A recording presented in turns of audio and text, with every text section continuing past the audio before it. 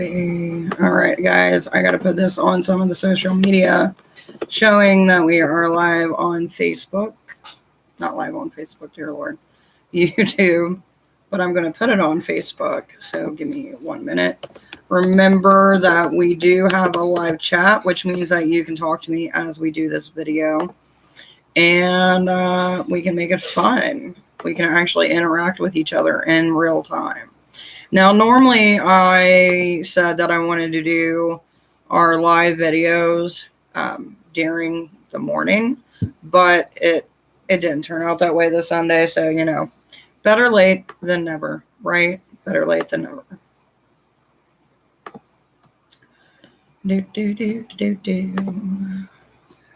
least that's what I say. Better late than never. I don't know about you guys, but it has been one hell of a weekend. Still not done yet. I've still got some cooking to do, which you guys might end up following me with as soon as I find out what my husband did with all the stuff that I chopped. So that's a thing. Blah, blah, blah, blah, blah, blah. I'll tell you what, witch talk has been going crazy for the last couple days. I swear, some people just can't get along. And especially when you're putting people's personal information out there, which is ridiculous. You know, it's personal for a reason. It's one thing if you're using someone's personal information in your spell work. It's another to actually be putting it out there for other people to see who this person has not gave that information to. Just some thoughts. I kind of wanted to get on here to talk to you guys about, you know, I got a question on one of our YouTube videos, and it was basically this girl talking about, you know, how Hecate came into her life. And, you know, for the longest time, even when I first started as a baby witch, I would always buy something from somebody else, like oils or candles or incense or perfumes that were dedicated to either a certain spirit or deity or whatever. And I know a lot of people don't have time to do it themselves. I mean, I'm not shaming you if that's what you do, because I used to do it. But a lot of these things that people were selling you, straight up fucking snake oil. If you don't know what the term snake oil is, no, it's not when you take oil from a snake and make some shit. Even though you can. But basically, snake oil is when someone tries to sell you something that basically doesn't really work. Especially if you work with practitioners or buy things off practitioners you do not know. That's one of the most harmful things you can do within yourself. Because you never know if they've cursed everything that they're selling to where stuff's going wrong. They start building a relationship with you, and now you're going to them and they're the one causing the issue. So it's something everyone should look out for when buying products online. Plus, you never know if somebody's attaching something to something, especially when you're dealing with pagan items. I'm not saying everybody does that, but I've seen it happen to a few people. And those sellers are no longer around. So that's a thing. Earlier this week, or later in this week, I should say, I am going to be making a video on astro realms. Now, there's always a misconception about them. It was one of the things that was brought up on TikTok. And I know some of you are like, oh my God, TikTok, witch talk, whatever. But honestly, they do pose some good questions. And as a witch, you always got to remember, you got to go with the times.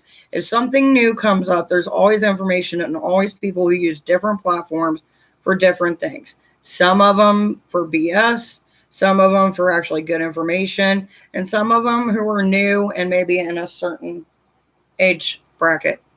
So it's kind of good to, you know, open yourself up to all these different perspectives.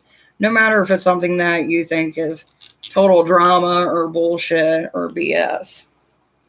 So, I mean, take that with a grain of salt, but it's my personal opinion.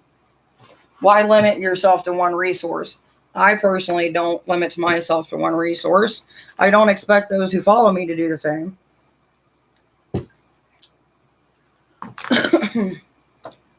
See, whenever I talk, I like to draw.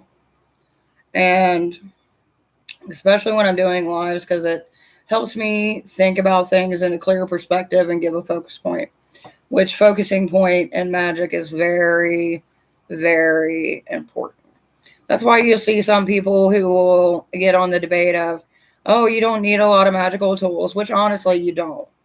And the reason being is because if you can focus, you really don't need to have a bunch of things that do the same thing.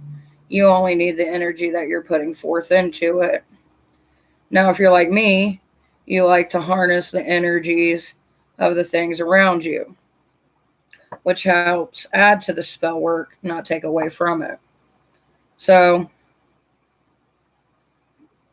it's different perspectives on it, on different things, which I always tell people, and you guys have heard me say it here, no two witches witch the same. Same concept. Just because I do mine a different way doesn't mean that your way is wrong, unless you're doing some fucked up shit that you don't know what you're dealing with, like working with darker forces and not having the basic knowledge before working with them, or like closing a circle or not closing a circle. You know, a circle of protection is great. I honestly recommend it, but do you have to do it all the time? No. But you've also got to ask yourself this too, is when you get done with your ritual, you get done closing your circle, how's everything left your circle? Did you word it in such a way that anything outside of the circle you banished?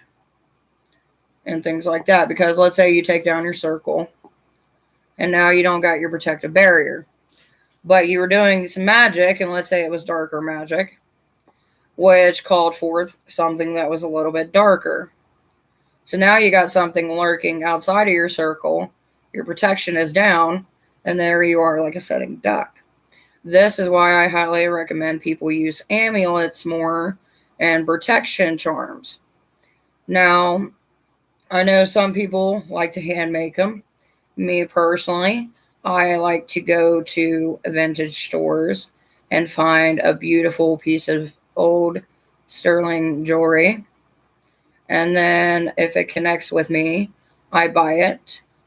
I put my charm in it, so to speak, and add a little bit more pizzazz, which I will be covering in a later video. And bada bing, bada boom, I've got a protection charm that no one else knows what it is, no one else knows what it means, and I'm protected. Because the thing is, you know, some of us work in certain places where we can't have our religious stuff presented. Which is not saying that they're against your religion. They're just doing it across the board. That way, if it's a certain company that caters to everyone, not just a particular group, it doesn't offend them. So, or if, like, let's say you're a new witch and your family is devout Catholics, and they decide, well, I don't want to come out to my family. My family doesn't need to know my private business because it's your private business. Then, when you're wearing a piece of jewelry, you can bless it. And it's like, that's the only people that know are you, and if you worked with any spirits to actually bless that item. Now, if you start getting in alchemy, then you're making your own item out of certain metals, which goes into the planets, which goes into certain things that you want to obtain or keep away. And that's a total different ballgame for another day. But that's the nutshell version of it.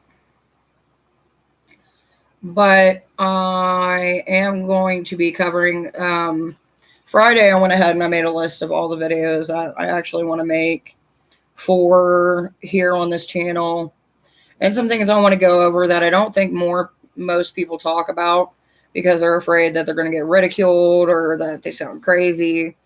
That's why probably here in the beginning of October is when I'm going to go ahead and release the video of astro realms and how astro travel plays into that. And is astro travel only to where you can only travel to the astral planes, or is it wherever you want to?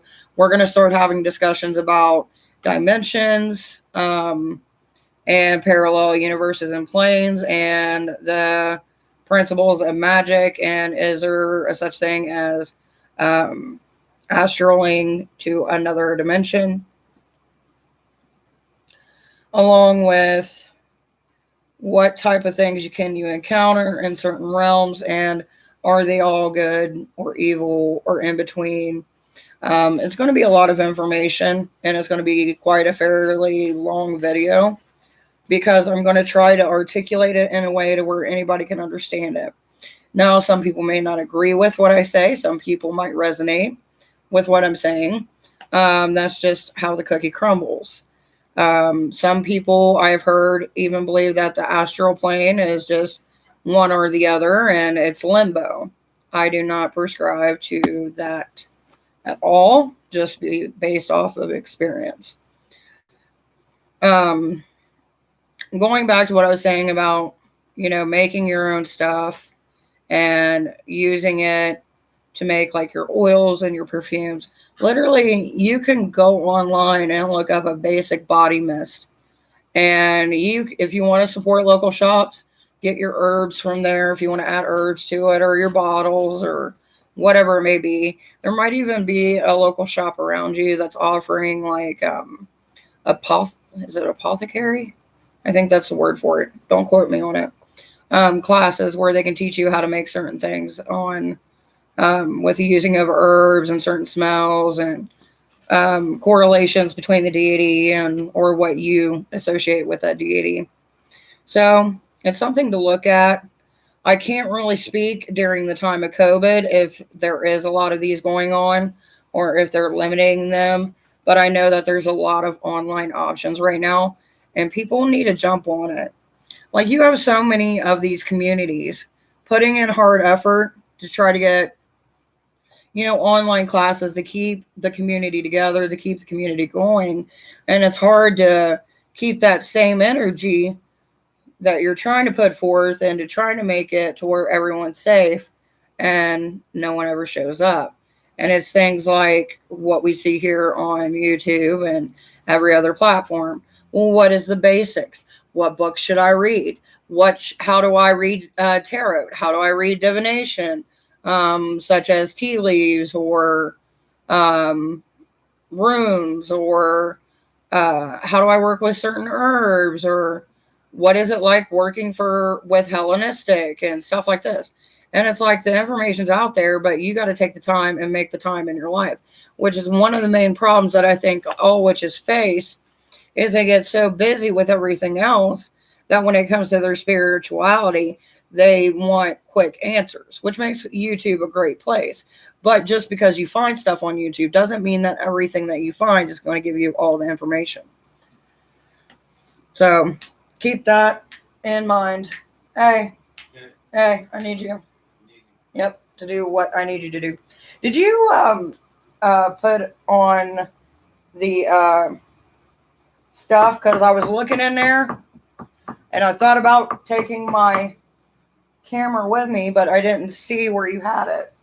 What the stuff that I chopped. Yeah, it's still on the stove. I didn't see it. Oh, it's in the back burner. That's why. I mean, I can help you out. Just tell me what I need to add. Well, I can't give you away. I can't give you away. I can't. You can't have mine. He is mine. You will not get him in any shape or form or way. I'm pretty much what I've said is what I'm saying. I'm not seeing many people come in for the live stream. Hopefully, as I do this more and more, we can actually get people on here. I'm going to make it a short video so I can make my cheddar broccoli soup. And hopefully you guys have a wonderful Sunday. Enjoy your Monday if you have it off. And if you don't, I'm sorry. I feel for you. I have every day off, pretty much. And do you want to come say hi? You want to come say hi real quick? You want to come say hi? Come here. Say hi. Say bye, guys. Till next time. Bye-bye. Bye-bye. Woogie woogie. Chuggy woogie.